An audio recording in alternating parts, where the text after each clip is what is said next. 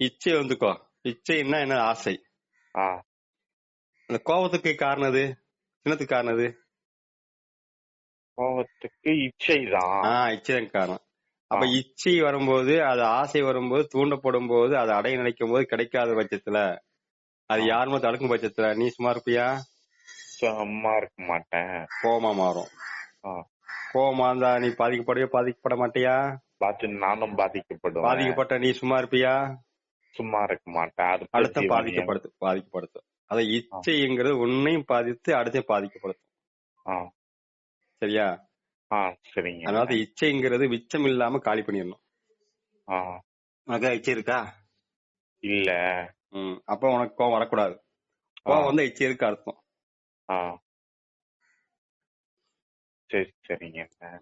அதனால எதை பார்த்தாலும் இச்சைங்கிற ஒரு உணர்வோட நம்ம எதையுமே நோக்கக்கூடாது, பார்க்கக்கூடாது, உணரக்கூடாது.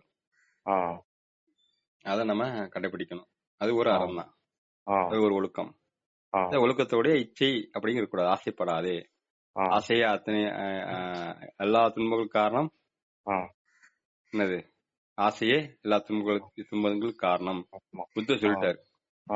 அரசனா இருந்து ஆண்டியாயி ஞானம் அடைஞ்சி யோகத்துல அவர் சொன்ன வார்த்தை அத்தனை துன்பத்துக்கும் ஆசையே சொல்லிட்டாரு. சரிங்க. அப்ப இச்சை இல்லாம வாழ பார்க்கணும். சரி சரிங்க.